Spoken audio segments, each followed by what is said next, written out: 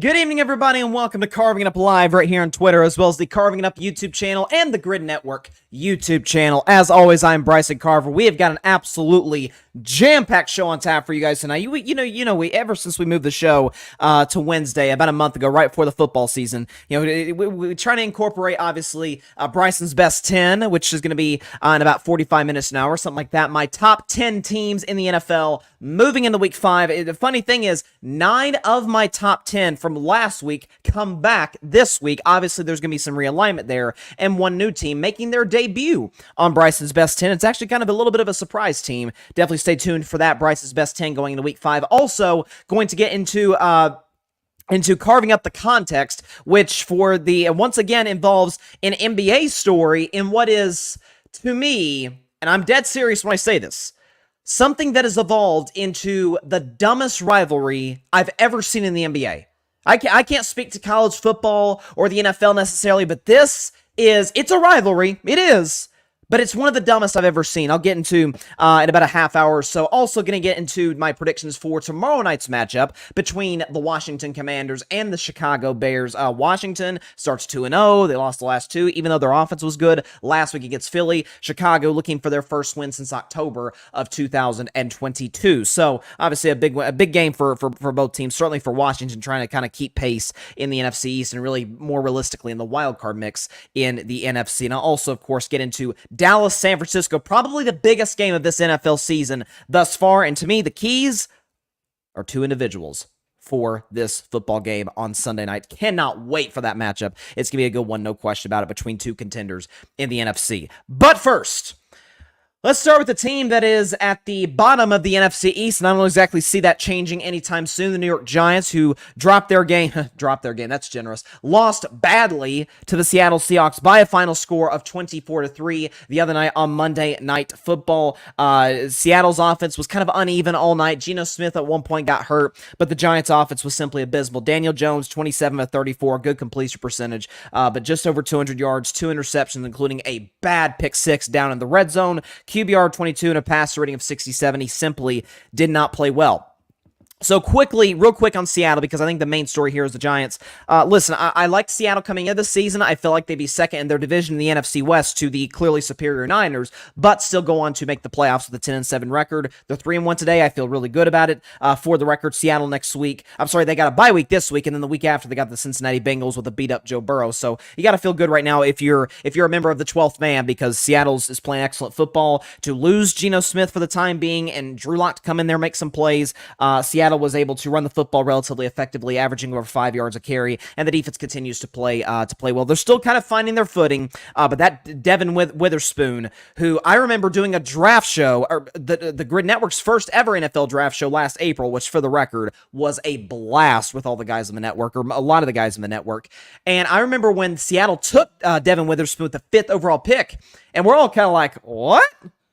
I mean, he got Christian Gonzalez, which, God bless Christian Gonzalez, out for the season with the shoulder injury. I hated to see that because I loved him out of Oregon. So prayers that the young man's able to heal up pretty fast and be ready for 2024. But I'm like, man, if you're going to take a corner, take Christian Gonzalez. But Devin Witherspoon, he's looked better and better week after week. It was kind of moved into a different spot in the lineup due to some injuries in Seattle's secondary, and played very well. So you give props to him, and Pete Carroll knows how to coach defense. There's no doubt about that. So hats off to the kid for making some big time plays, including the play of the night being the pick six. It felt like kind of put the game out of reach for the Giants because they could generate absolutely nothing on the offensive side of the ball.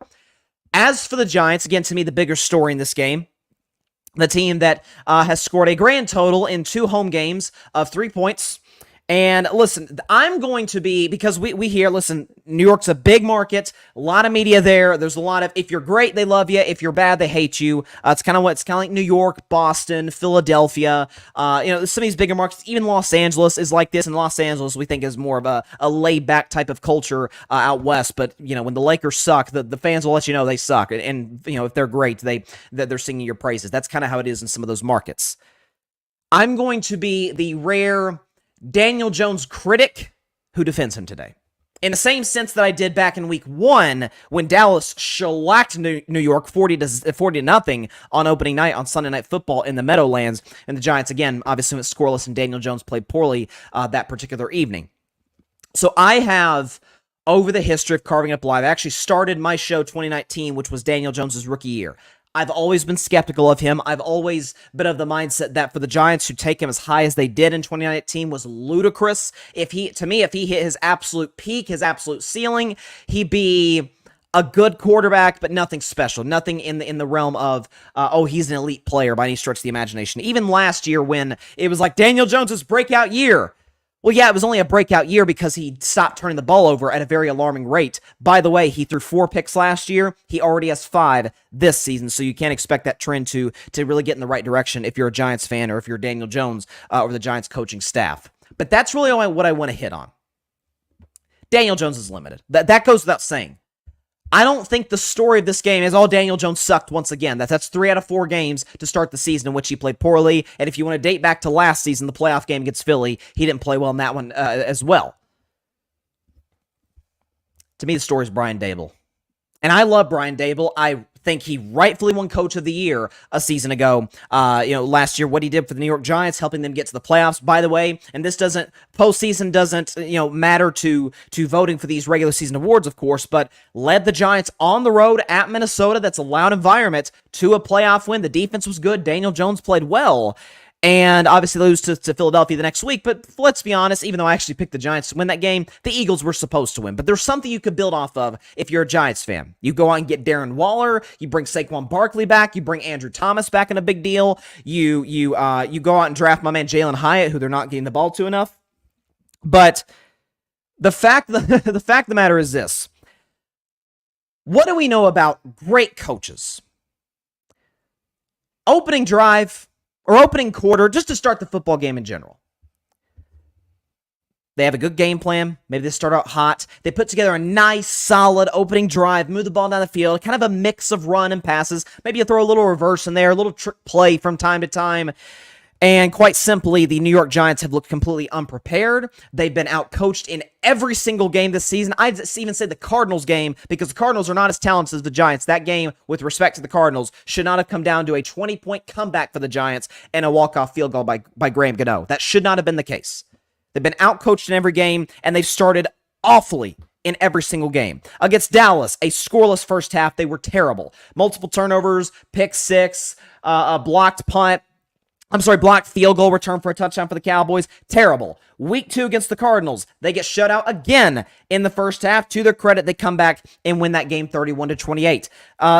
The week after against the San Francisco 49ers, 6 points in the first half, and they ended up matching that in the second half with 6 more points for only 12 on that particular evening in Santa Clara. And then last night, once again, a single field goal. The New York Giants simply this season have been awful in the first half and dug themselves too big of a hole to come back in the second half, because we know even those who like Daniel Jones, thinks he can maybe be a franchise quarterback for the New York Giants, those who may have, I think, wrongly defended the Giants giving him the contract that they gave him, would all acknowledge, if you're in a spot where you're down double digits on a primetime game, of which Daniel Jones, by the way, has been horrible, probably the worst, check the numbers, folks, the worst primetime quarterback we've ever seen. We got on Kirk Cousins. Kirk Cousins has had a couple decent primetime games. Name the Daniel Jones primetime moment. It doesn't exist, simply put. So, if you're constantly down double digits, if you're trying to come back constantly, you're not, forget just playing to Daniel Jones' strengths, you're simply not being honest and putting your quarterback in a position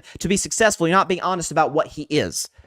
Again, of course the Giants made it a big mistake, giving a 4-year, $160 million contract. In no universe is he a $40 million a year player. No universe. But, again, I'm the Daniel Jones critic who's defending Daniel Jones today. He was sacked 11 times on Monday Night Football. By the way, avoided a lot more. We've always said, like, Daniel Jones' biggest strength is probably his mobility. He avoided multiple. He could have been sacked 13, 14 times the other night. He was sacked 11 times by Seattle. He had no Saquon Barkley. Again, if you're criticizing, why can't Daniel Jones lift the team? Because that's not who he is. So at least be honest with what you have. Get Jalen Hyatt the ball more. Run the ball effective. They can't do that. And Brian Daboll, you see him on the sideline with Daniel Jones, where Daniel threw, again, the Awful pick six. Again, what's funny about that game is that Seattle's up 14-3. They seem like they had the momentum, and the Giants come out in the second half, put together a good drive, get in the red zone, and then Daniel Jones makes the horrible decision to force the ball to the left side. Devin Witherspoon takes it to the house, and that's pretty much all she wrote for that football game. But he goes to the sidelines, and you see him and Brian Daboll. They're kind of having a conversation back and forth, and Daboll's got the Microsoft tablet. He didn't break it, although he tried to pull a Tom Brady and break the tablet. But he's showing Daniel Jones what's going on there, and then he just kind of tosses the tablet, not at Daniel Jones, but in the direction of Daniel Jones in a very frustrating manner. Bro, this ain't all on Daniel. This is on you too, coach. And I like Brian Daboll. I think I don't think this is debatable. He's been the best coach the Giants have had since Coughlin retired. And I think he's a brilliant offensive mind, and we've seen the success Josh Allen had with him in the past, and it really hurt Josh Allen last year to not have Brian Daboll as his offensive coordinator. That said, the Giants, week after week after week, look unprepared. They're committing penalties. They're turning the football over. They can't protect Daniel Jones. The Giants have proven themselves to have maybe the worst offensive line in New York, which would therefore mean the worst in football, because the Jets obviously have an abysmal line, as we lamented about all offseason. Do I think Daniel Jones is elite? Do I think he'll ever be elite? No and no. At least acknowledge that if you're the New York Giants franchise and if you are Brian Daboll. I like Daboll. I actually like aspects of the Giants roster. But play into what your quarterback is good at. If you're limited, play into that. By the way, I give, like the Dallas Cowboys. Remember last year, and Dak Prescott went down, and they went 4-1 with Cooper Rush, and the whole media's freaking out, like, oh, is there a quarterback competition in Dallas, which was silly. But part of the reason that was even suggested was not just that Dallas was winning games. It was that the Cowboys coaching staff, and I'm not a Kellen Moore guy, but you give props to Kellen Moore and to Mike McCarthy. They said, you know what? Cooper Rush can't make the throws Dak can make. Cooper Rush can't push the ball down the field. What we're going to do, and Dallas has a better roster than the Giants in fairness, but we're going to rely on Zeke and Tony Pollard. We're going to ask him, we're going to put him in situations where it's 3rd and 4, 3rd and 5. Maybe he hits a check down. Maybe he's got to make that one big throw in the game, which Cooper Rush made from time to time to a CeeDee Lamb, to a Dalton Schultz, somebody like that. Keep him out of harm's way. You make him a game manager because that's what he is, because he's a backup. I think obviously Daniel Jones is better than Cooper Rush. I don't think Daniel's a backup. I don't think he's top 20, so he certainly could be flirting with that backup sort of role. But I can't be too hard on a player that we know is limited if his coaching staff is screwing him over. Because that's what they are. The Giants have the weapons. They've got Jalen Hyatt. They've got Darren Waller. Okay, even with no Saquon Barkley, who we hope, knock on wood, should be back pretty soon for the Giants. But it's not a situation where, again, we know he's limited. Again, by the way, it's not Daniel Jones' fault the Giants gave him the contract they gave him. I mean, I'm sure Daniel Jones was thrilled about that, but they didn't sign it. Daniel Jones didn't sign himself to that deal. Daniel Jones didn't draft himself 6th overall back in 2019. It's mismanagement by the Giants organization, and in particular now, the coaching staff. They look unprepared, undisciplined, and completely outcoached week in and week out. And that simply cannot happen if you're aspiring to make the playoffs. Got a few comments here. Parnell is in the comments, the host of the Commander's Demand podcast here on the Grid, as well as the Sports PSP podcast. Parnell says, the Giants made a mistake giving Daniel Jones the bag. Did they draft Daniel Jones because he was the best quarterback after Kyler Murray, or because his head coach at Duke, or because of his head coach at Duke, who's tight with the Mannings? Yeah, I mean, I know that, so obviously Kyler went 1 in that draft. The late Dwayne Haskins went after that, or no, I'm sorry, Dwayne Haskins went after Daniel Jones. My mistake. He actually went to Parnell's Commanders. Yeah, I mean, maybe it had something to do with David Cutcliffe, who's the head coach at Duke, a former head coach at Duke, who is tight with. He was Peyton's offensive coordinator at the University of Tennessee, my Volunteers, and he was Eli's head coach at Ole Miss. Maybe it's because Daniel Jones bears a similar resemblance to Eli Manning in many ways. I don't know. The Smitty says Niners. I will talk about the Niners in just a second with the Cowboys game against the Niners. And then, of course, no shocker here, they will, of course, be featured on Bryson's Best 10, my top 10 teams in the NFL, a little later in the show at about 30 to 45 minutes. Definitely stay tuned in for that, because a little bit of a shakeup here. A lot happened in the NFL in Week 4. A lot happened. But again, and someone might say, well, Bryson, you're out here killing Mac Jones for for struggling in New England. And well, here's why I'm crushing Mac Jones. In large part, his attitude.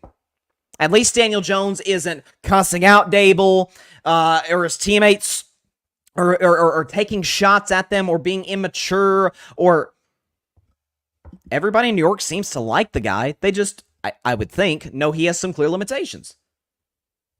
That's what it is. And so, by the way, the Giants, who they have next week, yeah, it doesn't get a whole lot easier for the Giants. They've got this team down in Miami, who the Dolphins are 11-point favorites in that contest. So again, the road does not get easier for the Miami Dolphins. Philip Chenault, my man Philip, is in the comments. What's up, man? He says, as a Cowboys fan, I'm so glad the Giants paid Danny pennies. That is not, they're not going to be a threat to us for the next 5 years. No, that they're, as long as Daniel Jones is there, no, he's not going to be a threat to the Cowboys. Listen, Dak Prescott has lost twice to the Giants, but has not lost since 2016. So, yeah, that's long as you have Dak, you're going to beat the New York Giants. But yeah, I mean, I don't blame Cowboys, Commanders, and Eagles fans for being thrilled, or a lot of NFL teams being thrilled that the Giants paid Daniel Jones the money they did. And I said the day that contract was signed in mid-March, I said this is lunacy to give him that kind of money. I get the quarterback market changes, but under the context of what the highest paid quarterbacks in the sport are paid, Burrow, Mahomes, of course, just got his deal restructured, Herbert, Hurts, guys like that, Lamar Jackson, some of the highest paid quarterbacks, flirting with about $60 million-ish, mid-50s, $60 million a year. Daniel Jones is not a $40 million a year guy. $40 million a year, I'd say, is a guy who's currently making that salary now, Matt Stafford. I'm fine with paying Matthew Stafford that amount of money. Daniel Jones, I hate to play contract here, but is I don't know, best case a 20 mil guy. Again, I think he's a starter. He's shown us moments, but I think it has more to do with the coaching staff and certainly the offensive line than it does Daniel Jones, from what I've seen. Again, we know he's limited, but at least play into his strengths from time to time. Okay, so this is the game everybody's looking forward to, folks. It's the Dallas Cowboys and it's the San Francisco 49ers from Levi's Stadium in Santa Clara. The standalone Sunday Night Football game could be the highest rated game of the season outside of with the possible exception of Thanksgiving. The Cowboys game gets big ratings, and so does the Lions game.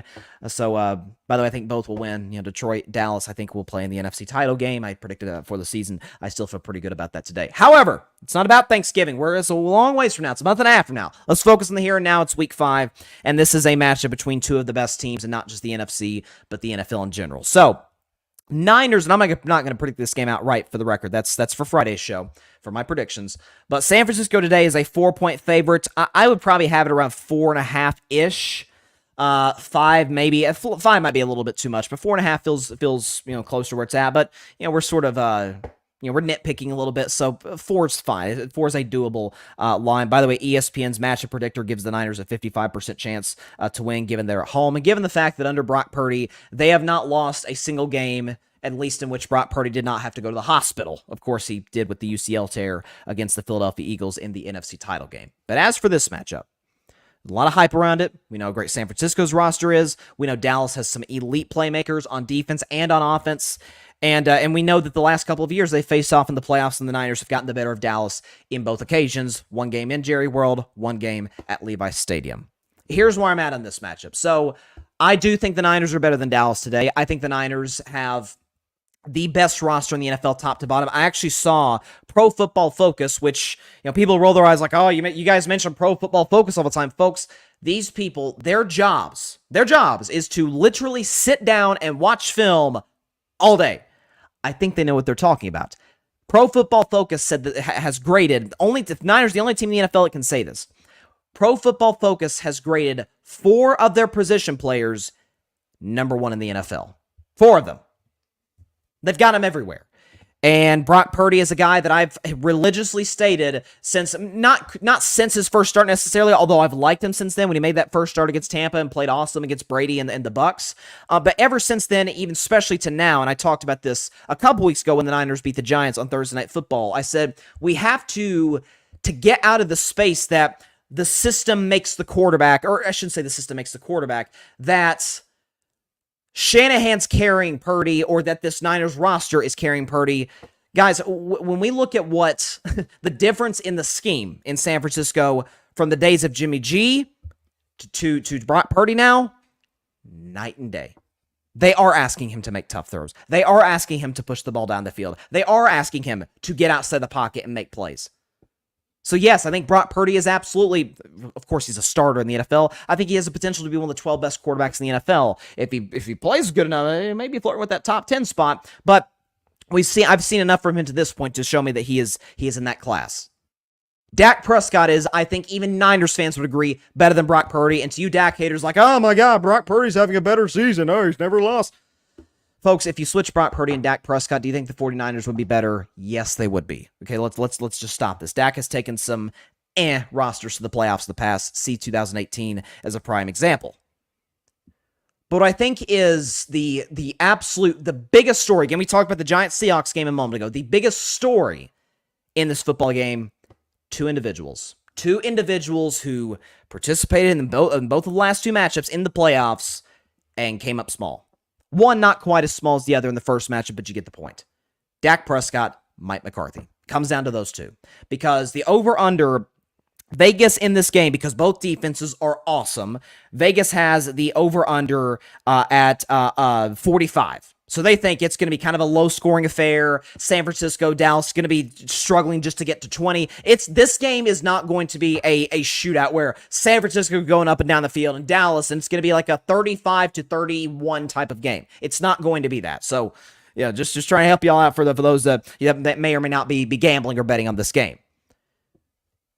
Let's look at the first matchup that Dallas played San Francisco in. So Jimmy Garoppolo was the quarterback in that game, and that game was the wildcard game, NFC wildcard game played in Dallas, in which the Niners won 23-17. That game, more than anything, is well known for the last play, 14 seconds left. Dallas is where are they at in the field? I think they're at the 40-yard line. Make sure where they're at. The Dallas Cowboys in this spot are at the San Francisco, the San Francisco 41.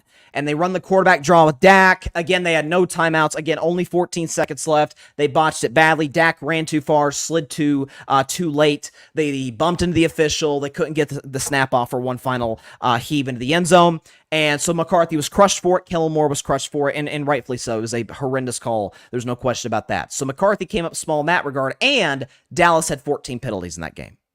Dak, on the other hand, in that contest, played, and the stats say he was actually worse than he was in the second Niners-Cowboys matchup. I disagree, but his completion percentage wasn't good. 254 is fine, but not anything to go crazy about. A touchdown, a bad pick in his own territory, and a QBR 0 to 100 of 32 and a passer rating at 69. So Dak did not. I said after that game, I maintained Dak played well enough for them to win, given how well the defense played. He made a fourth down throw to Cedric Wilson that frankly should have been caught. It wasn't. That's neither here nor there. But if Dak makes a throw here, a throw there, puts Dallas in a better spot where he doesn't have to make a last-second desperate throw to Cedric Wilson. He doesn't. So Dak wasn't amazing in that game, wasn't terrible, just kind of in between. Wasn't necessarily the reason they were in the game, let's put it that way. As for the second matchup, more of the blame goes to Dak Prescott than it does to Mike McCarthy. Because Dak Prescott in that game, in a game in which, now Brock Purdy started this matchup, when Brock Purdy and the Niners are on a roll, they drop, 30-40 on the Seattle Seahawks in the wildcard matchup the week before. Dallas' defense held them to 19 points. If you're a Cowboys fan and you told, or somebody who picked the Cowboys to win or bet on the Cowboys to win, if you told somebody that going in that game, San Francisco's going to score 19, you feel great. Like if the offense just does anything, if they replicate what they did the week before against Tampa Bay, they'll be in good shape. And they scored 12. And Dak Prescott was and I said the next day as the biggest Dak fan on earth, that game fell on Dak more than it did anybody else. 23 of 37, 206, a touchdown, 2 interceptions. One was a terrible throw down in the red zone when he was looking for CeeDee Lamb. Fred Warner picked the pass off. QBR 53. I don't know how it got to 53. To me, it should have been more in the 20s and 30s. Passer rating of 63, which is not good. Given those two matchups, the biggest reason that I say it's more about Dak and McCarthy is that, remember this was last week when Dallas lost the Arizona Cardinals and people freaking out, And I said my biggest criticism of Dallas and of Dak, not necessarily Dak Prescott, but of Mike McCarthy, because he calls plays now, and so there's an extended level of scrutiny of him, is that against the Cardinals, when Dallas is trailing throughout, he takes virtually no shot or draws up no place to take shots down the field. I mean, I remember that late in that game, they're down, was it 12? And they're running the ball in the red zone, like kind of similar to the way Colorado, not quite as bad, but kind of the way Colorado was at the end of the game against USC. You're like, Coach, what are you doing? Like, you need big plays. You need chunk plays. You need to get down the field. Your quarterback, statistically, since he walked into the league, is one of the most efficient quarterbacks in football when throwing down the field. When it's 20 yards or more, Dallas only took 3 of those shots in that game against the Cardinals. In this matchup, it's going to be the focal point of San Francisco's offense is going to be running the football because Dallas has been an opportunistic defense. They've taken the ball away from Daniel Jones, from Zach Wilson. They didn't from Joshua Dobbs, and they did 3 times against Mac Jones. Brock Purdy is better than all of those quarterbacks. However, they did hold him to 19 last year, and not only that, San Francisco's run game is awesome. Did you see what Christian McCaffrey did last week? I mean, you got people out here talking about is Christian McCaffrey the MVP of the league? Who'd ever thought we'd be saying that at a running back, but it's because of what he can do, not just in the running game, but in the passing game. He had 4 touchdowns last week, and Dallas's defense, as great as it is, as great as Micah and Stephon Gilmore, Leighton Vander Esch, all those guys are, the weakness of their defense, they cannot stop the run. Remember, the Cardinals went for 200 rushing yards against them. Now, if Dallas builds a lead early, if they're up 10-0, then the defensive line could pin their ears back and come after Brock Purdy. I don't anticipate that happening. Whether or not I pick Dallas or not to win the game is beside the point. I don't think they're going to jump out to a 10-0 lead. I don't.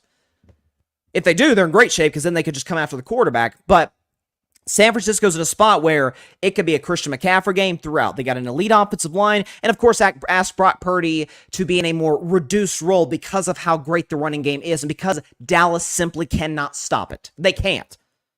That's what could get them beat in the playoffs later on. For Dallas, it's an entirely different story. Dallas can run the ball as well. They do have Tony Pollard. They do have Rico Dowdle. They have a solid running game in Dallas, and I think their offensive line it's improved drastically from last year pass protection, but it's much better in the running game. This has to be a game, if the Cowboys are to win, where Mike McCarthy, it's the opposite of the Cardinals game, where I think there are going to be moments in which maybe let's throw out a score. Again, I think it's going to be low scoring. Strapped a hat there. I think it's going to be low scoring. Let's say it's at one point 13-7 Niners. Say it's 13-7 Niners with 5 minutes left in the third quarter. And Dallas is in a position where they've got the ball and they're not generating anything offensively. Maybe there's a turnover in there, but their defense is playing well. They're keeping them in the game. The morale is still high on that sideline. That's got to be a spot where Mike McCarthy, I know he loves the running game. I know he wants Dak to work out of the play action. But where he's got to say, Dak, you got to go win the game for us, buddy. We are going to draw up plays for you to take shots down the field. We're going to get situations where receivers separate. Again, we talk about the weakness for the Cowboys is their run defense. You could argue if there is a weakness in San Francisco, it's their pass defense. Because as good as we talk about, Dallas has played some average to bad quarterbacks this year. I mean, the Niners, aside from Stafford, haven't played world beaters. They played my man Kenny Pickett. They played again Matt Stafford, who's still very good. In week 3, they played Daniel Jones. And then last week, they played, again, my man Joshua Dobbs. But Josh Dobbs, nobody's ever going to mistake him for an elite quarterback. Dak Prescott is, again, the best quarterback that the Niners have faced. And so that's got to be a game which the Cowboys' running game is not going to win it. It's not. They cannot win it if it's a run-first type of situation unless their defense gets like 4 takeaways, which I don't see happening. This has got to be a game where it's a repeat of last year, in which Dak couldn't win the game with his arm because he did miss some open throws and he did turn the football over at key inopportune times. If Dak throws a pick, he throws a pick. Again, it's going to be low scoring. I'm not going to be, if Dak throws a pick and it's a bad read, oh my God, he's awful. That's not, who cares about that? It's about whether or not he can make the throws when you really need it. If it's 13, let's throw out a score here. Let's say it's 20-12. 20-12 San Francisco, 20-13 with 5 minutes left in the game, and Dallas has got the ball at their own 25. You know what? Let's minimize that down to 4 minutes. Where the running game, there's not enough time for you to run your way down there, which I don't think you can anyway because of how great the Niners' front is. Dak has to win the game with his arm, and McCarthy has to allow him to win the game with his arm. He's got to draw up plays for Dak to win the game with his arm. Because Dallas cannot win with their running game against that Niners front. They can't. It's going to be a very fascinating matchup because Dak made a couple nice throws in that first playoff game, but not enough. And last year, I can't really think of a signature as the biggest Dak fan on planet Earth. I can't think of that one throw where I'm like, dang, that was a good throw by Dak, or that was a big play by Dak. Cowboys defense was good enough for them to win. They didn't take the ball away, but they held them to 19 points. Like, you'll take that against that Niners offense. You'll take that. It's got to be a Dak Prescott game. It's got to be a Mike McCarthy game. Very, very interesting matchup. Again, if I'm going to guarantee anything, I'll predict the game on Friday. If I'm going to guarantee anything, it will be low scoring. Again, Vegas has the over-under at 45. San Francisco's favored -4, so do the math. That's about 24-20 Niners, something in that ballpark. But it's going to have to be a Dak Prescott game. It is. Let's see. Philip Chenault says, Philip's a Cowboys fan, by the way. He says, if we stop their run game and don't have a lot of turnovers, we win the game, but that's easier said than done against the best running back in the league in Christian McCaffrey. MVP right now, in my opinion. Like I said, I mentioned people are talking about this guy as the MVP of the league. You can make a case. You can. I don't think Tua is totally out of discussion. Again, we're only 4 games in the year, so it's hard to have a real legitimate MVP conversation. We got to really wait till like late November. Like that's... Late November, early December is when the MVP race will kind of be narrowed down. Like some of the guys will be weeded out. Not to say Christian McCaffrey will necessarily, because he's one of the best players in the league. But it'll be interesting. But Cowboys win. It's going to be because Dak Prescott won the game. Now, as far as my defense of Dak, of course, you guys know I'm objective on Dak, but a lot of that involves dispelling myths that the media tries to throw out there from time to time about Rayne Dakota Prescott. This notion, I've heard so many people say today, this is a crossroads game for Dak. It's a do-or-die game for Dak. No, it's not. It is not a do-or-die game for Dak. It's not a crossroad game for the Cowboys. I shouldn't say a crossroad for the Cowboys. Crossroads for Dak. I'll get to the Cowboys in just a second. For Dak, let's talk about him real quick. If they lose this game, he doesn't play particularly well.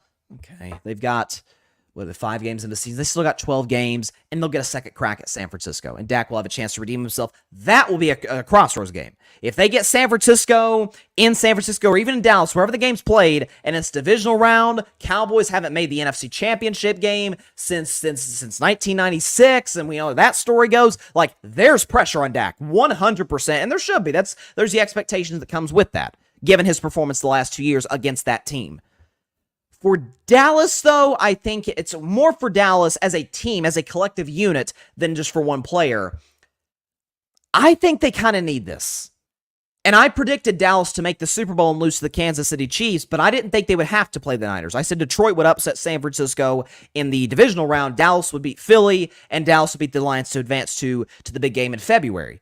But if they do meet, is there a little bit of a psychological disadvantage for the Cowboys where it's, okay, we've lost the last 2 years in the playoffs. We lost the regular season game in week 5. Maybe, again, we've got to see how the game plays out, but maybe we didn't play all that well, whether it's the offense or the defense. Like, there's that little bit of a psychological barrier that I don't think would exist with the Philadelphia, who Dak Prescott's been very successful against, or Detroit, who Dak's been successful against, or Seattle, who he's beaten before in the playoffs. For San Francisco, it's a bit of a different story.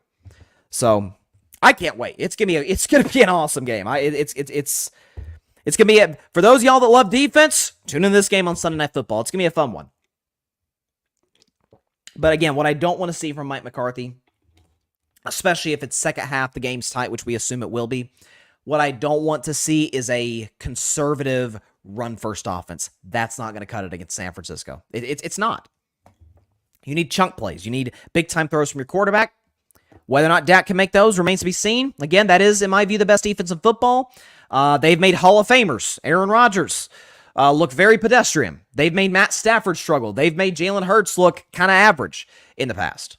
It's a great defense. Really, Mahomes is the only quarterback who has been... Now, that Super Bowl, he didn't play all that well until the last half of the fourth quarter. But in the last couple of years, Mahomes has really been the only elite, which he's the best quarterback in the league, obviously, but the cream of the crop type quarterbacks that has played great. He dropped, I think, 44 it was last year in the Niners, which again, that's Patrick Mahomes. He's just in a different universe than everybody else. But Philip says 28-27. Okay, so a little bit of a high scoring game you've got, Philip. 28-27, Dallas wins.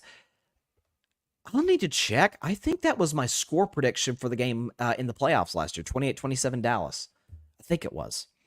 Or was that my score for Dallas and Tampa? I think mine was more like 24-20 Cowboys. I don't know. I know I picked the Cowboys to beat the Niners last year in the playoffs. Obviously, I was wrong, but I think my prediction was 28-27 Dallas over the Tampa Bay Buccaneers. But if they beat San Francisco to score 28, I think they'll be at the top of Bryce's best 10 going into week 6. I'm just going to tell you right now. That would be highly, to me, let's put it this way. Who was the old, I shouldn't say old, who was the former TV announcer? I'm forgetting the guy's name. It's back in my brain. I can't remember the guy's name. Who was the former TV announcer for the Los Angeles Clippers? Remember he had some of those iconic calls, those Blake Griffin dunks back in the day. I'm forgetting the guy's name. He was a really good broadcaster. But he had a rule in the past where he said the first, I don't know how accurate it necessarily is, but he said like the first NBA team in a basketball game, first team to 100 usually wins.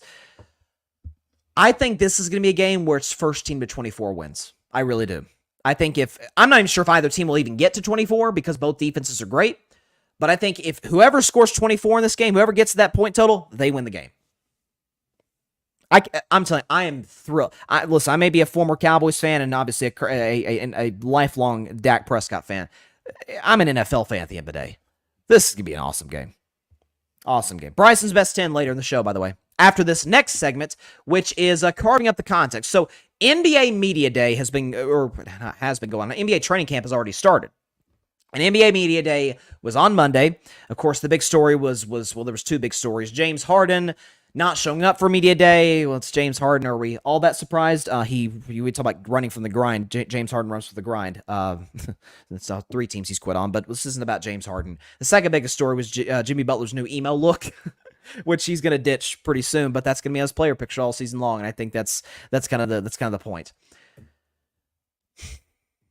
But one of the most, and this is always the case because they're the Dallas Cowboys, the NBA, in terms of the media attention they get, and rightfully so. It's a big brand. It's been a highly successful franchise. The Los Angeles Lakers are going to be one of the most watched, if not the most watched team in the NBA this year, up there with Denver and Milwaukee and Golden State and Boston and Phoenix. Like all of those 6 teams we're going to be paying attention to throughout the course of the year, and certainly once the playoffs get here in April.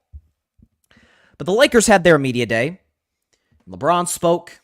He said Anthony Davis is the face of the Lakers, which I think is nuts. I still think LeBron James is the face of the league. I think LeBron and Steph are still like the guys, the faces of the NBA. So AD's not even the face of LeBron's still the face of the Lakers. Therefore, he's the face of the NBA. I don't think there's any doubt about it. But Anthony Davis spoke, and before I get into what Anthony Davis told you, as Deion Sanders would say, as I always say on this show, give me my theme music. It is time for carving up the context. Here we go.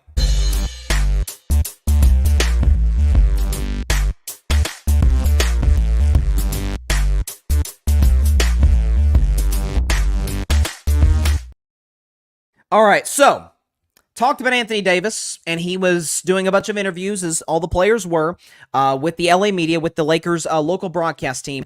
Take a listen to what Anthony Davis said regarding the team that beat them, that swept them in the Western Conference Finals, the team that ended up winning the championship, the Denver Nuggets. Take a listen to what he says in terms of what the Lakers were thinking of the Nuggets in the offseason. Take a listen to AD the other day on Lakers Media Day. It's very motivational. I mean, obviously, KCP is my guy, so you kind of congratulate him, like, you got this one. But it was just a lot of, like, the talking and all the Lakers. It was just so much of that going on. Like, all right, we get it, y'all won. But, I think, me and Brian had some conversations like, we can't wait. Like James says, no moral victories, and we didn't like, oh, well, we had a 0.3 chance of making it, and we got to the Western. Like, nah, we feel like that we had enough to win. Obviously, we were climbing an uphill battle for 2 months trying to make it the playoffs, but it's a lot of motivation. Like, you want to win. Anytime you lose, it's motivation to get ready for the next season, try to compete for a championship. So that in itself is motivation, but also all the little talking that have been going around all summer, Y'all heard it. Yeah. Okay. So Anthony Davis says that he and LeBron James were talking this offseason about how the Nuggets were doing the trash talking, whatever the case may be. Here's the issue with that, and here's the context. I challenge Lakers players, and I challenge Lakers fans, and I challenge Lakers media and NBA media in this regard. Name the comment by a notable Denver Nuggets player that openly took a shot at the Los Angeles Lakers, be it any of their individual players or the team as a collective unit. Name it. Because and for the record, in fairness, I criticized Michael Malone, the head coach of the Denver Nuggets, remember after they won the championship, he was on the Pat McAfee show the day of the parade. And LeBron, we know, had been contemplating retirement, which, again, he was in year 20, age 38. I don't think that's a crazy thing for LeBron to do, to think about, like, hey, how much longer do I want to be doing this, given how great I've been and how much at this age and stage of my career, how much it takes to get me ready to play a season and just to play single games. And Michael Malone was saying, hey, guys, I'm going to be retiring today. I didn't love that. Matter of fact, I didn't like it at all. I'm defend LeBron in that regard, and I criticize Michael Malone for that comment. But the whole Nuggets announcer saying that, oh, Michael Malone is the Lakers' daddy. Who cares? He calls the games. This guy, I don't even know his name, has no impact. No impact. And I love play-by-play announcers, by the way, especially the great ones. But this guy has no impact on the outcome of games. Whether the Nuggets win, lose, whatever the case may be, when the Lakers and Nuggets play on opening night on October 24th, so a few weeks from now, that guy's going to have zero impact on that game, if he's even calling the game. I don't know if he's going to do radio, whatever the case may be. This has to be the most pathetic rivalry in the NBA that I've ever seen. Not kidding. And it is a rivalry. In my book, a rivalry is, there's got to be a push and pull. There's got to be one team beats one team, then the other team comes back, whether it's the next year or years later, and beats them. It's got to be within the time frame of when the key players are there. Like, it can't be, I don't know, the Lakers beat the Pistons in the late 80s in the finals, and then in 2035, they beat the Pistons in the finals again. That's not a rivalry, okay? It's been a 40, 50-year time frame between those two. Lakers beat the Nuggets in the 2020 Western Conference Finals. Nuggets beat the Lakers in the 2023 Western Conference Finals. Therefore, it is a rivalry. Like, all honesty and all objectivity, the Warriors and the Lakers do not have a rivalry. There may be mutual respect, sure, but some dislike there, yeah. But the Lakers beat us in the playoffs last year. I don't count the play-in tournament. Stop. We didn't have our full roster. Play-in tournament, that's not the playoffs. It's not. It's not a best-of-7 series. Lakers beat us last year, though. We haven't beaten them in the best-of-7 series. It's not a rivalry. In that same breath, we've beaten Memphis in a best-of-7 series in 2022. They have never done that. Certainly with this group. It is not a rivalry. But this weird, I don't get it. The only comment I remember talking about on this show where a Lakers player said something about a Nuggets player was when Rui Hachimura, I think it was at halftime of like game 2 or whenever it was, when he said that the Nuggets were attacking the rim because the Nuggets don't have a rim protector. Okay, that's a little shot at Jokic, but is he wrong? Jokic, as great as he is, Jokic is not a shot blocker. He's an awesome scorer, an awesome passer. He's not a shot blocker. So I didn't think that was even I mean, it's a little dig, but he wasn't lying.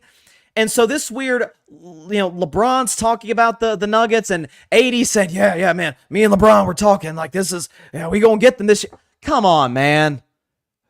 Worry about the fact, I'm slowly, and you guys know, since the offseason started, so, like, the day after, or well, actually, I did my show the Thursday. My first show after Denver won was a Thursday. So, from that day on, and certainly I maintained this during the offseason, during free agency, whatever, some trades were made.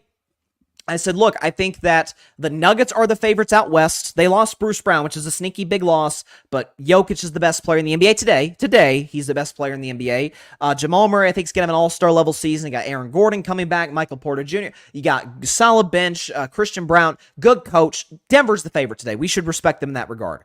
And I said, tied, neck and neck at second, Lakers, Warriors. You say, oh my God, the Lakers beat the Warriors last year and did it in 6 games. If you watch that series, Lakers blew out the Warriors twice, Warriors blew out the Lakers twice. Games 1 and 4 could have gone either way. Especially game 4.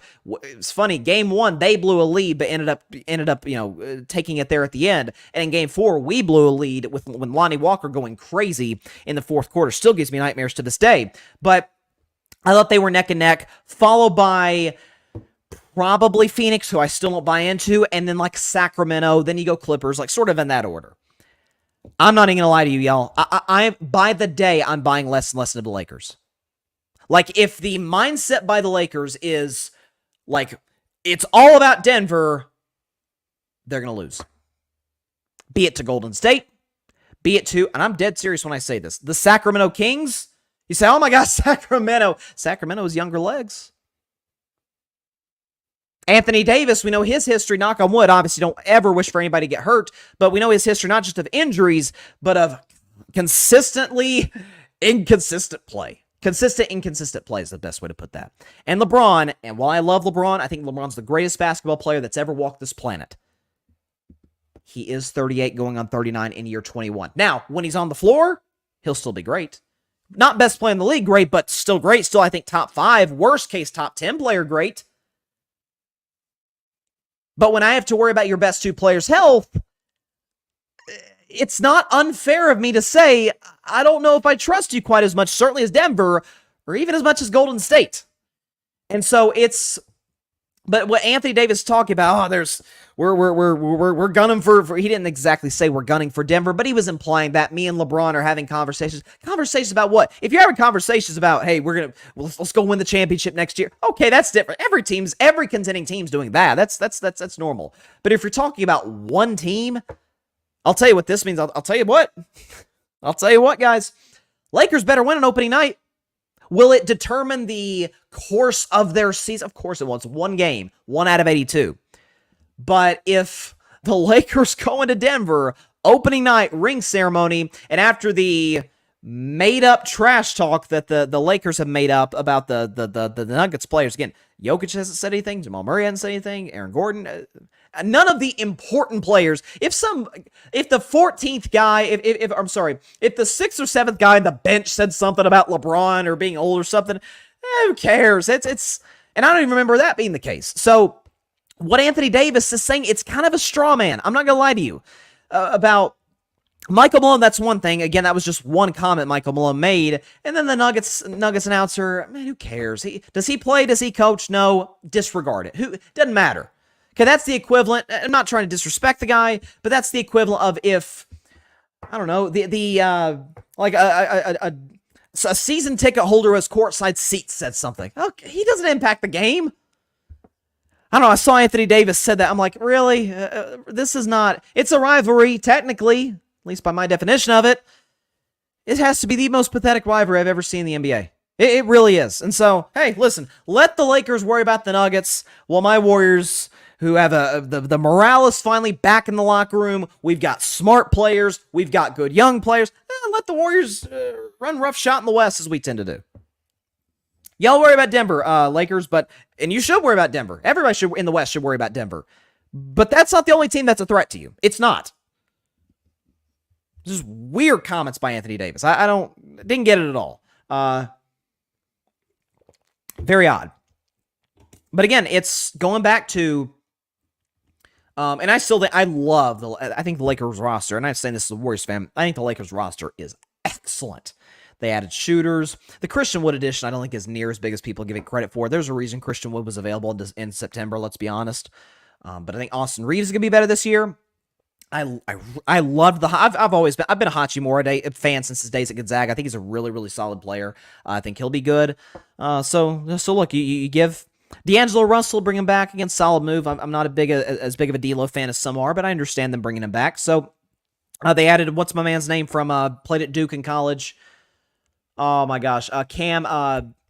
What's his name? It's driving me crazy. I can't remember his name. I know it's Cam something, right? It's the guy played at Duke. He played with Zion and RJ Barrett. I don't know. Somebody in the comments help me out. Name's not coming to my mind at this particular juncture. But yeah, that's where I'm at on the Lakers, though. That's where I'm at. It's just weird. I'm sorry. It's weird. It's the most pathetic rivalry I've ever seen in the NBA, by far. By far. What is, guys, I'm gonna Google this. This is, how do I not remember this guy's name? Hold on. You just search the Lakers roster. Sometimes you just got to do some on the fly Google searches. Oh, they added Gabe Vincent. I forgot about that. Where is he? Crap, I can't even find him here. It's unbelievable.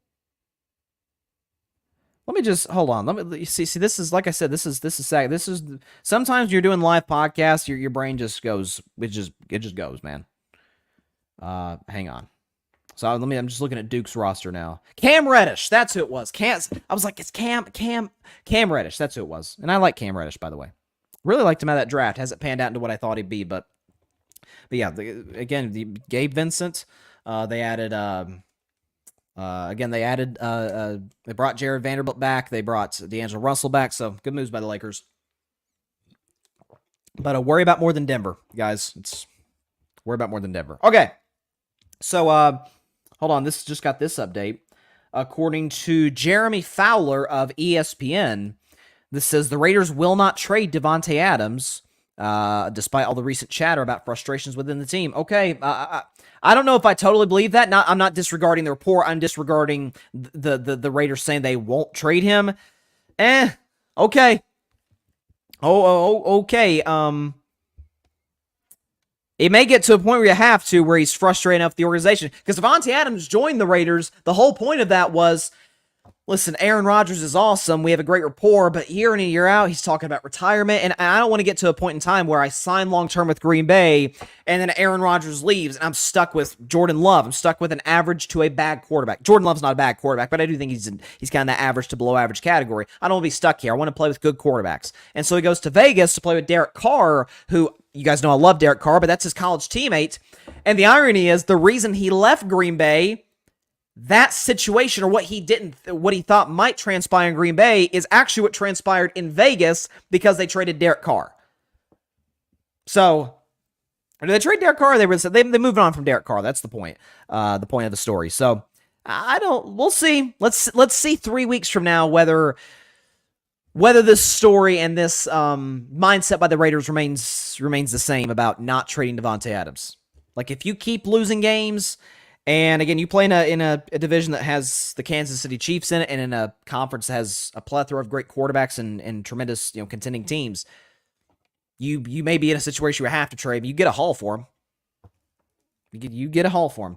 Okay, it is now time for one of my favorite segments of the week. You guys know my favorite segment is If I Were a Betting Man. But the next best thing is something that I introduced before this NFL season. And by the way, in future installments of this segment, it won't be relegated to just NFL. It could be top 10 Star Wars movies, okay? By the way, Ahsoka, the finale, awesome. I need a season 2. Point is, back to sports, it could be anything. But given that we're in the NFL season, it's a week-to-week league. It is now time for Bryson's Best 10. So let's go and get the background music going. Here we go for Bryson's Best 10. Going into week 5 now. Let's start with the 10th best team in the NFL, a team making their Bryson's Best 10 debut for this 2023 NFL season. It is the Los Angeles Rams. LA, not the Chargers, the Rams are, to me, the 10th best team in the National Football League, and here's why. So, they're 2-2. They've had a couple of clunkers against the, I shouldn't say couple. They have one clunker against the Cincinnati Bengals, but they come back last week. They beat the Indianapolis Colts. They do so in overtime. They did blow a 23-point lead for the game to get to overtime, but Matthew Stafford throws a pass to Puka Nacua at the end to win it. By the way, Nacua has been a man amongst boys in his rookie year. 39 catches through 4 games. I believe that's an NFL record, if I'm not mistaken. It's certainly a rookie record. And you consider the fact that it was just announced today by Sean McVay that Cooper Kupp is going to be back with the team soon. It looks like he may be able to suit up this week and play for the Rams against the Philadelphia Eagles. They'll certainly need him for that matchup. But you consider the fact that Matthew Stafford, throughout the first part of the season, has been efficient. He's played relatively clean football. The big shocker for the Rams, at least in my eyes, because I view the Rams as kind of like a 7-win team, is the fact that they have run the ball. Even back to their Super Bowl year, they did not rush the football this effectively. One of the best teams in the NFL run the football. The offensive line has been better than expected. Aaron Donald's been great in the defensive side of the ball. The defense, the front 7 has been very good. It was good last week against the Indianapolis Colts with the rushing attack that they have. Matt Stafford's played good football. They've got Puka Nacua. They've got Tutu Atwell. And they've got Cooper Kupp coming back from injury. I like their running game. I like their weapons. I really like their quarterback. And I like their defense. yeah, this week, they crack in the top 10. They want to go up this list? Beat Philadelphia. Then a lot more people will buy into the Los Angeles Rams. At number 9, a team in the Rams division, it is the Seattle Seahawks. Seattle, the 9th best team in the NFL, and here is why. So, Seattle, I had them at 8th last week. You're like, Bryson, how the heck did they drop? Well, by Buffalo at 10th last week, so obviously Buffalo shot up the list but because they're winning against Miami. But this is about Seattle. So, what I thought was very impressive, and the story of that game against the New York Giants was, the Giants struggled. Daniel Jones, they weren't able to protect him, whatever the case may be. What I thought was impressive about Seattle is the fact that Geno Smith gets hurt, is out of the game for the time being. Drew Lock comes in, plays well. Has a QBR of 81 while he's in the game. Seattle ran the ball very effectively. I've always been a Kenneth Walker fan, but they've also got Charbonnet who ran the ball well, averaged 6 yards a carry. So when you consider the fact their backup steps in, their offensive line plays well despite some injuries there, you've got obviously the good running game with Charbonnet and with Kenneth Walker. And they've got, and I've said this since the offseason, it's why I picked Seattle to go back to the playoffs. They've got maybe the most underrated wide receiving core in all of football with DK Metcalf, Tyler Lockett, and Jackson Smith-Njigba. So when you consider what they can do in the run game and the pass game, and first and foremost, this is let's just say last but not least, this is a Pete Carroll coach defense, and those tend to be flirting with elite. They seem to get better and better week after week. The Seattle Seahawks are looking good right now. I'm not saying they're a contender, but I do believe they're a team that's going to make the playoffs this year. They are, to me, the 9th best team in the NFL. To number 8, it is the Detroit Lions. And again, you say, Bryson, why did they drop a spot? That is because the Buffalo Bills jump up multiple spots on this list. But the Detroit Lions, to me, Detroit Lions are the 9th best team. I'm sorry, the Detroit Lions are the 8th best team in the National Football League, and here's why. And now you guys know I've been high on the Lions all offseason. I predicted them to get to the NFC title game. They've looked pretty good thus far, particularly on the defensive side, which is part of the reason I said they get there, because their offense, we know how good it is. And the offense is actually getting some reinforcements. Jamison Williams is coming back from not just an ACL tear, but a gambling suspension. He'll be back in the lineup sooner rather than later. Jared Goff has played very good football, especially with a clean pocket. This Lions offensive line is amongst the best in the NFL. They've got a good running game. Obviously, we would like them to use Jahmyr Gibbs more, but David Montgomery was a monster in that Thursday night win against Green Bay, and that, too, is the mark of a contender. In a situation where Green Bay is not a bad team, I don't love Green Bay this year, but they're not a bunch of scrubs. Jordan Love's had his moments. That's a solid Green Bay defense and solid weapons there.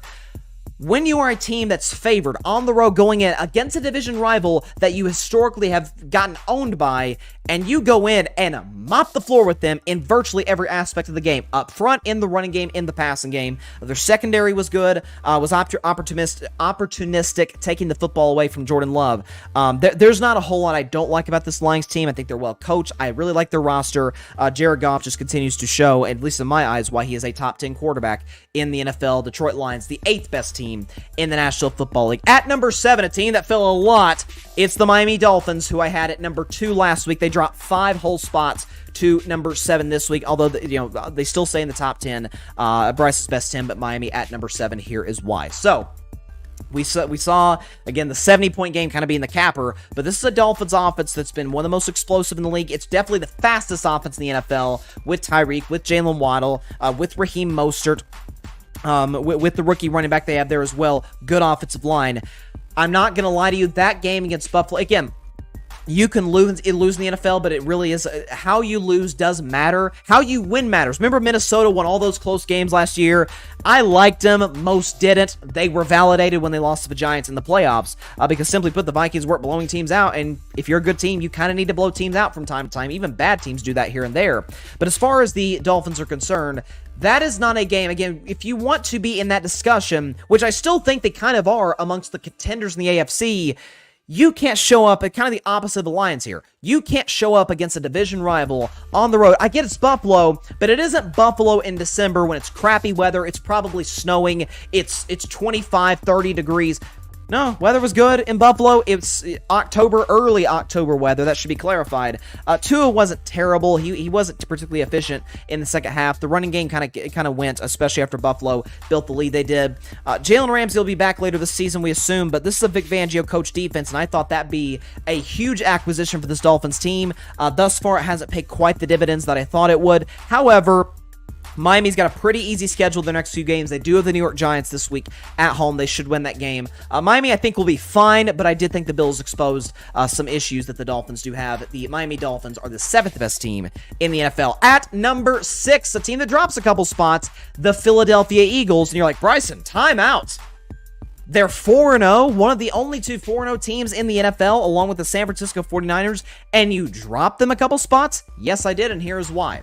So, I was very impressed with Philadelphia's offense. That's the best they've looked thus far this season in the passing game with Jalen Hurts. A.J. Brown had a big-time afternoon against the Washington Commanders.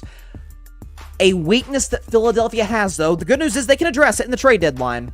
If they go after, this particular position, the middle of their defense and their secondary in general is truly awful. Awful. There's not been, aside from the game against Tampa Bay, in which the offensive line for Tampa Bay struggled badly against Philadelphia's elite front four, you've got Sam Howell going up and down. Sam Howell's fine, but Sam Howell's going up and down the field on them. You got Kirk Cousins, if he's not turning the ball over, going up and down the field on him. Heck, you have Mac Jones going up and down the field on this Philadelphia defense. That is something, and I love the offense, and you guys know I bought into Jalen Hurts starting last season. The running game is awesome. Their offensive line's great. Their front four is amazing. That secondary will get them beat in the playoffs if they don't address it at the trade deadline. Dak Prescott can beat that secondary. We've seen him do it in the past. A healthy Brock Purdy is capable of being that secondary. Jared Goff is capable of being that secondary. I mean, Mac Jones is. Any of those guys are. So that's got to be something they address, but they're 4-0. They're absolutely a contender in the NFC. I really enjoyed seeing them put together a good offensive performance, at least from their perspective. But they have got to address the middle of their defense, the safeties in particular. Philadelphia, to me, actually dropped the 6th best team in the NFL. At number 5, I never thought I'd see the day, this year at least, where this team would move up the way they have. But at number 5, it is the Buffalo Bills. So Buffalo have got it number 5 for very obvious reasons. So they suffer the bad loss on the road against the New York Jets with Zach Wilson playing all but, of course, famously 4 snaps in that football game. But if you look at the last 3 weeks, look at virtually all the numbers. Josh Allen's been the best quarterback in football. He's first in passer rating, first in yards. He's not turned the football over, which has kind of been his bugaboo, even as high of a ceiling as he has. His floor is being careless with the ball, being careless in general, being reckless is what I've called him, taking risks that really don't need to be taken given the game situation. Stephon Diggs had a monster afternoon against the Miami Dolphins. They carved up that defense up and down the field. But Buffalo's defense, too, to me, is the story, and the fact that they're top 3 in virtually every defensive category that matters, whether it's points, whether it's takeaways, whether it's sacks in particular. I don't know if they're third in takeaways necessarily, but they're definitely top 3 in sacks. They've got Von Miller coming back pretty soon. I've always liked Sean McDermott. I think he's a good coach. Buffalo's running game has been better than it has been in years past with Josh Allen. There's not much not to like. The only reason I have them at 5 and not where a lot of people have them, which is like 2, 3. Some people have them as the best team in the league, which I think is absurd. But the reason I have them at number 5 and not higher is because the fact that we've seen them do this before. They get off these hot regular season starts, these 4-1 starts, these 6-1 starts. Today they're obviously 3-1, and then they kind of finish this regular season either rough or they have some clunkers in the playoffs. We've seen them do this before, and I think that's a reasonable criticism to have of Buffalo, but they look great both sides of the ball. The Bills are the 5th best team in the NFL. At number 4, team that moves up a spot from last week, it is the Baltimore Ravens. Sickens me as a Steelers fan to say, but I gotta call it like I see it. The Ravens, to me, are the 4th best team in the NFL, and here is why. So, what I thought was very impressive, and I said I picked Baltimore to win that game against Cleveland before I even knew Deshaun wasn't going to play that game. Obviously, Deshaun, I've been critical of him, but he's a better option than Dorian Thompson-Robinson. I was impressed with the fact that the Ravens went into that game against a Cleveland defense that's been shutting offenses down. They hold the Bengals to 3. They hold the Titans to 3. They hold the Steelers offense, which isn't that hard to do, by the way, with Matt Canada coaching. They hold them to 12. And Baltimore walks onto Cleveland's grass, turf, wherever they play on these days. They walk into Cleveland, drop 28 on their heads, and you got Lamar Jackson out here who struggled a little bit, having a passer rating of 142. That added to the fact that they rushed for 131 yards against a Cleveland Browns front seven, which is among the best in the NFL, against a well-coached Browns defense against which was coached by Jim Schwartz. Listen, and they're doing it too without Odell Beckham Jr. They're doing it at the moment without great wide receiver play. John Harbaugh's a great coach. We know how great they are on special teams with Justin Tucker, but Lamar's played good football. The run game has been good. Again, they got Ronnie Stanley back from injury. The secondary got better with Marcus Williams coming back. So the running game's been excellent. Passing game has really took a big step in the right direction. I love Tom Munkin as a fit with Lamar Jackson. The Ravens to me are the fourth best team in the NFL. They look good. They really do. I think they're the favorites in the AFC North today, especially the way Cincinnati's flounder. Ravens, to me, fourth best team in the NFL. At number 3, it is the Dallas Cowboys, who move up a couple spots. I had them at number 5 last week. I had them at number 3 today, and here is why. So, we know how great the defense is, and the defense... I want to apologize to the Cowboys and their fans for saying that the Patriots would score 16 in the Cowboys. When I predicted that game, I said Dallas would win 34-16. I apologize for making the insane assumption that Mac Jones, of all people, will put up 16 points. That's not much, but for Mac Jones, that's a lot on the Dallas Cowboys defense. I apologize sincerely for that. Dallas' defense was awesome. They got to Mac Jones consistently. They turned the ball over 3 times against him. Deron Bland with 2 interceptions, 2 kind of easy interceptions because Mac Jones looked him down. But props to Mr. Bland for taking advantage. To me, what puts him at number 3? It's Dak Prescott. When you consider the fact that we get on Dak when he plays bad, and I'll tell you, we are as quiet as little church mice when he does play well. So Dak Prescott against 2 of the best defenses in the NFL, 2 of the best coach defenses in the NFL, the New York Jets, who, did you see what they did to Patrick Mahomes the other night? Mahomes struggled through 2 bad picks. Yeah, and Dak Prescott just he's sitting back in his rocking chair, had a passer rating of 112. No big deal. Great defense. Passer rating 112. No biggie. And against the New England Patriots, coached by Bill Belichick. Maybe you've heard of him. Dak has a passer rating of 108. Again, does not turn the ball over in that game. Was very efficient. Completion percentage was off the charts in both matchups.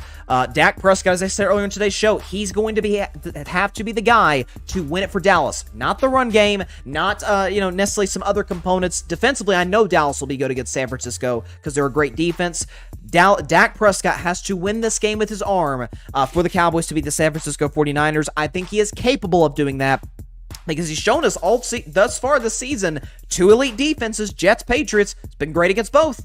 San Francisco's a different test, but I think my man, Rain Dakota Prescott, is capable of putting together a good offensive performance in San Francisco against the Niners. The Dallas Cowboys, because of Dak Prescott, that's what pushes them over the top to be the 3rd best team in football in my eyes. Dallas Cowboys at number 3. At number 2, they don't move, the Kansas City Chiefs. You're like, oh, come on, Bryson. Come on. Kansas City goes into the Jets. We know the Taylor Swift story, and the Taylor Swift love story. See what I did there? Swift reference. Kansas City goes into New York against the Jets, and there's all this media attention. A lot of it, we saw the demographic, of 18 to 24-year-old women and like I think 12 to 17-year-old girls like shoot up, obviously because of Taylor, to bring a new audience to watch football, which is awesome. But Kansas City goes in, they go up 17-0 on the Jets, but then there's the safety, which wasn't a safety, but they called it a safety, and then Zach Wilson's playing well, and he's building confidence, and he's making this a more interesting game than certainly I think even Jets fans thought it would be. But then what do the Chiefs do? They do what any championship team does with championship DNA. They take the ball away at midfield from Zach Wilson, and they put together a 7-minute drive. 7-minute drive to eat the clock. You say, oh, they were aided by bad calls. Well, if you look at that game, there were actually some horrendous calls on Kansas City as well, so it evened itself out pretty well there. Mahomes did not have a good day whatsoever against the New York Jets defense, which, again, is really good. We talked about the going into the season, and they played well against Mahomes, but, again, and I keep saying this, I said this, I remember back in week 2, that if you should feel great if you're a Chiefs fan, because the defense has been great in every single game. If your concern is Mahomes is a little off, oh, baby, you're in great shape. You are in fantastic shape if you're a Chiefs fan. So Kansas City, to me, the second best team in the NFL. They've shown me no reason that I should drop them. And I've seen nothing from anybody else that says, oh, yeah, they're definitely better than Kansas City. except for the best team in the NFL, and I've had them here since week 2, the San Francisco 49ers. Do I need to put together once again my soliloquy of the fact that they have easily, far and away, the best roster in the NFL, top to bottom? As I mentioned earlier in the show, Pro Football Focus graded 4 players on the San Francisco 49ers, which is a solid percentage of their overall team, or the overall starters, I should say. 4 players in the San Francisco 49ers, according to Pro Football Focus, are the best at their position. That's what they're capable of doing. Offensively, we know they can rush the football. Christian McCaffrey, to me, he's interesting. I think Christian McCaffrey, he's got an NBA comp. Nikola Jokic. Now, Christian McCaffrey, he's the best running back in the league. He's not the best player in the league. Jokic, to me, is the best player in the NBA, if worst case, second or third. But Jokic is a unicorn where, yeah, he's a great scorer, but a lot of big men have been great scorers. No. He's an elite rebounder. Well, a lot of great centers in the NBA have been great rebounders. He is one of the best passers in basketball as a big. Oh, and he just so happens to be one of the most efficient scorers, even from three-point range, even from the mid-range, the floater. Christian McCaffrey's a unicorn. Of course, he's a great running back, but again, we've seen plenty of those. Not to diminish them, but we've seen plenty of those. He can catch the ball in the backfield, though. He can run in between the tackles, at his size, mind you. He can run off tackle. He is maybe the fastest player on his own team with respect to guys like Deebo Samuel. Maybe one of the fastest players in the NFL, save for Tyreek Hill and Jalen Hyatt. I mean, this guy is he's a unicorn. We've never seen a running back quite like him. Brock Purdy, it's time we stop disrespecting Brock Purdy week in and week out. The Niners offensive coaching staff, led by Kyle Shanahan, clearly trust him in order for him to make some big-time throws, pushing the ball down the field, moving in and outside the pocket to set his team up in a position to be successful. The Niners defense is awesome. They have all pros everywhere on both sides of the football. Actually, kind of like their kicker, too, by the way. And Kyle Shanahan is an offensive mastermind. The San Francisco 49ers, once again, for the now 4th week in a row, are the best team on Bryson's best 10, and therefore, because I have had the final say on all this, as I'm sure you guys know, the best team in the National Football League. There you go. Bryson's best 10. So again, 9 returning teams from, let me get a drink of Gatorade here. 9 returning teams from for Bryce's best 10 last week. Again, if you didn't watch last week's Bryce's best 10, I had my Pittsburgh Steelers in there. I'm not even sure they're a top 15 team right now. It's just hard to watch, an offensive coordinator waste what you have at wide receiver and running back. But, that's what Matt Canada does. But I decided, listen, I like what I'm seeing for the Los Angeles Rams. And the Rams are in a position that the Bills were in last week, where I had the Bills last week at number 10, because I'm like, okay, I like what I'm seeing, but I still don't trust Josh Allen quite in the biggest of moments, particularly late in the fourth quarter with the careless plays and the turnovers. But I said, if they beat the Dolphins, they'll fly up the list. I kind of view the Los Angeles Rams in a similar sense, where they're at number 10, but if they beat Philly, well, they may not fly up the list as much as Buffalo will, but they'll definitely go up. They'll be in everybody's top 10 if they beat Philadelphia. They're already in mine this week, and they'll certainly get to, maybe they'll flirt with top 5 territory. Maybe. Crazier things have happened. By the way, this week 5 schedule, I'm about to predict Bears and Commanders in just a second, but it's obviously headlined. Week 5 is headlined by Cowboys-Niners, which is probably the highest rated game of the year. How about London? Once again, or I shouldn't say once again, last week was kind of a dud if you're a diehard football fan. But this one here, Jacksonville, Buffalo, 2 elite quarterbacks. Yes, Trevor Lawrence is elite. Trevor Lawrence, Josh Allen, you got the coaching staffs for both squads, which I think are really good. Good rosters, fairly evenly matched. That's going to be a good one in London. I'm excited. Jaguars don't lose in London, but the Bills are 5.5-point favorites in that game.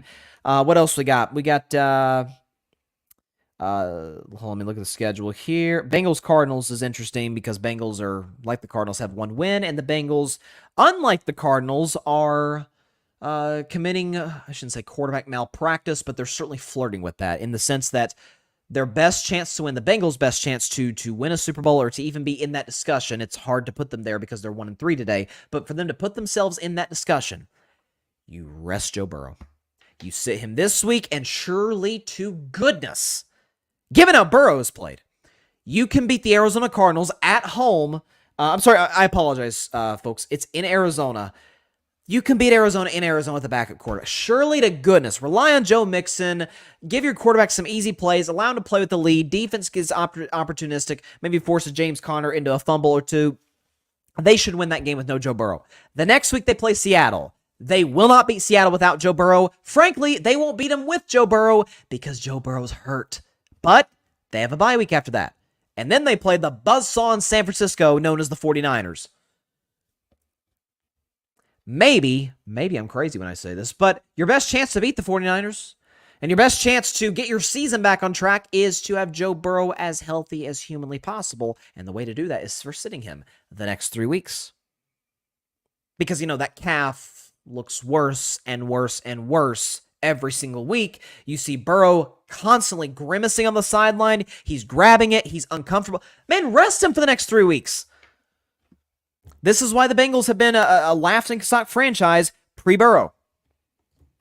Again, Eagles-Rams is an interesting matchup. Jets-Broncos, I know it's 2-1-3 teams, but if you remember, this is the Sean Payton game because Sean Payton took a shot at the former Broncos head coach, Nathaniel Hackett, because Hackett did a bad job in Denver last year, and Sean Payton told Jarrett Bell of USA Today, he said, it's the worst coaching job I've ever seen in the history of the NFL, and basically saying, I'm going to fix this. Well, they're 1-3, their defense is awful, and their offense is bad situationally, outside of last week. Props to him, Russell played well, but Jets, Broncos, you have this game, so it's the Sean Payton, the Nat Hackett game.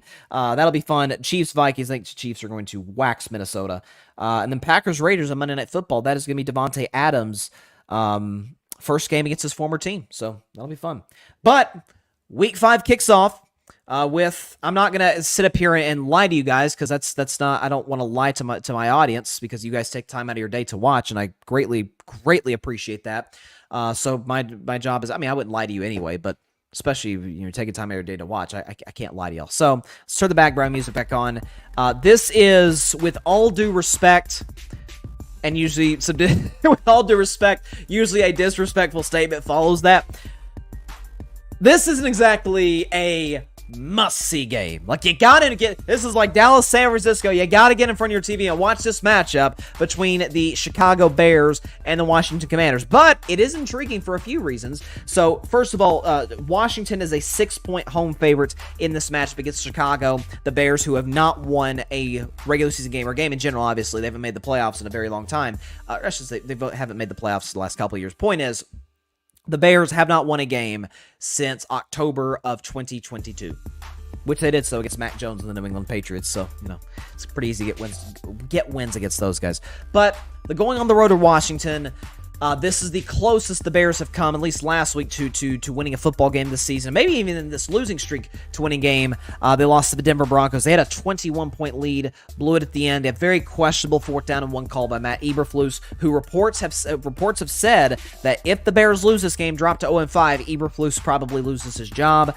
I don't think that necessarily even be the wrong move by the Bears. They've mismanaged Justin Fields to a certain extent in not really playing to his strengths. That loss to the Broncos was not on Mr. Fields, who's had a very uneven season, some bad moments, some really good moments, not a whole lot in between. He's kind of like coin flip Davis, Anthony Davis. He's either great or he's awful.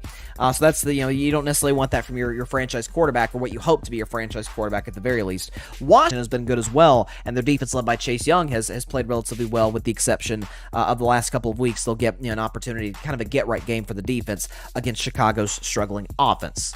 So, you got Ron Rivera, you got Matt Eberflus, 2 defensive guys. I think this is going to be an opportunity, given how awful the Bears' defense has been. I think this is an opportunity for Washington to kind of break out. Again, this isn't a marquee game. This isn't one you got to get in front of your TV to watch. I'll watch, obviously, because I love football. I want to watch football, and I'll be talking about this game likely to leave my show on Friday, barring any other unforeseen events. But given how awful this Bears defense is, Russell Wilson went up and down the field on him. And Russell's better this year than he was last year, but that shouldn't happen. You should give up 31 points to the Denver Broncos, missing a bunch of offensive players. I'm going to take the Washington Commanders to score 34 points on the Chicago Bears. The Washington Commanders score 34 on the Bears and win this game 34-19 over Chicago. Get to 3-2. Get a little short 2-game losing streak for Washington. I think they kind of a get right game once again for them. They win this one 34-19. They do cover the 6-point spread, and they get to 3-2 and right in the midst of that NFC wildcard discussion. Again, there's things I like about this team. Sam Howell's playing well. Now, when coordinators in the future get film on him, will that kind of change a little bit? Potentially. But Washington has good pieces. I like Bieniemy a lot as their OC. Could be an interesting matchup. But I got the Commanders. I'm going to lie. 6-6 feels like a perfect line for this game. I'm not going to lie to you. I'd be pretty surprised if the Bears won. I'm going to be completely honest with you. I mean, obviously, of course, I picked the Commanders to win by 15. I think Washington's defense has a lot of playmakers, particularly in their front seven. Chase Young, Cole Holcomb, Jonathan Allen. It doesn't look like, I'm looking at the injury report right now. It doesn't appear to be that any of those guys are going to miss for Washington, so they should be ready to go. So, Commanders win this one 34-19 over the Chicago Bears. The Bears lose once again. All right, that is all the time we have for today's show. Appreciate everybody stopping by. As always, be sure to catch Carving It Up Live on Friday at 6 p.m. Eastern, 3 p.m. Pacific time, right here on Twitter, as well as the Carving It Up YouTube channel and the Grid Network YouTube channel. And be sure, of course, to go like, share, comment, and take 2 seconds out of your day. Hit that big red subscribe button. Helps the channel grow exponentially. And, of course, be sure to go subscribe to the Grid Network. That is GRYD, the Grid Podcast Network, right here on YouTube, as well as any and everywhere you get your favorite podcast, be it Apple Podcasts, Spotify, iHeartRadio, Google Podcasts, any and everywhere you get your favorite podcast. Just had the 8 o'clock spot here on the Grid last night. Had a blast. Congrats to Adam Bessie of the Cowboys Cam Fan Podcast to put up a spectacular performance to beat the defending reigning champion Mike Frozone Guido, who did have a couple of Frozone moments I forgot to bring up during the show. But a great show, 8 o'clock spot, and check out our other awesome content creators on the network. And again, real quick before we get out of here, again, my goal, I forgot to mention this, is to get to 1,000 subscribers by Super Bowl 58, which is February the 11th. We are up to, let me check and give a live update. I think we're up to 448 right now, 448 subscribers, yes, to Carving Up Live. So if you have subscribed, thank you so much. We greatly, greatly appreciate it. Tell a friend to tell a friend to tell their friend to tell somebody else's friend to tell their mother to tell their whoever, okay? To go subscribe to Carving It Up and the Grid Network, of course, too. If you have not subscribed, again, just takes a couple seconds. Just hit the subscribe button. It's that quick. There, done. You did it. Congratulations. Your life has been made better because of it.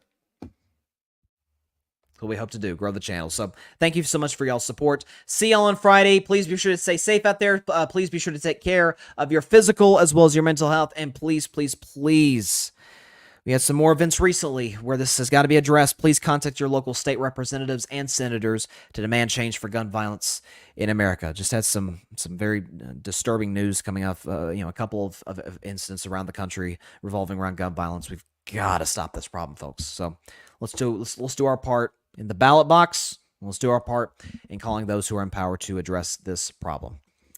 I'll see you on Friday's show. Got a game tomorrow night. Washington will beat Washington. I almost said Washington will beat the Commanders. Washington will beat Chicago 34-19 and cover the 6-point spread. So I'm winning y'all money there. That's what we do here in Carving Up Live. I'm on a hot streak on Thursday Night Football. So see you then. See you on Friday. God bless y'all. Peace out. Man, how about the Rays? Ooh. Thanks so much for watching the show on YouTube, and be sure to go click that big red subscribe button and check out the other clips and full shows from Carving It Up Live, as well as our other incredible content creators here on the Grid Network.